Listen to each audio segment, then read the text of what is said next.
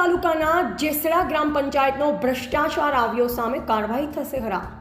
શંખેશ્વર તાલુકાનું પછાત ગણાતું જેસડા ગામમાં ગ્રામજનોએ જણાવ્યું કે અમારું ગામ જાણે સરકારના દફતરમાં ન હોય તેવું જણાય આવે છે। 4 મહિના પહેલા નાળું બનાવવામાં આવ્યું છે। જેસડાથી રણોદ કાચા માર્ગ પર બનાવવામાં આવ્યું છે।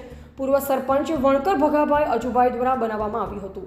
હાલમાં વહીવટદાર ગ્રામ પંચાયત ચલાવે છે અને જે અરજદારો પોતાની વ્યથા મીડિયા સમક્ષ ઠલવી રહ્યા છે અને લોકો મીડિયામાં ખુલ્લેઆમ બોલી રહ્યા છે કે ભ્રષ્ટ અધિકારીઓની ક્યારે તપાસ થશે। ભ્રષ્ટાચારે માજા મૂકી છે। તાજેતરમાં નાળું બનાવવામાં આવ્યું છે તે કોન્ટ્રાક્ટરે દેખાવ પૂરતું બનાવી અને બિલ પણ ઉપડી ગયું છે તેવું પણ લોકમુખે ચર્ચા ચાલી રહી છે।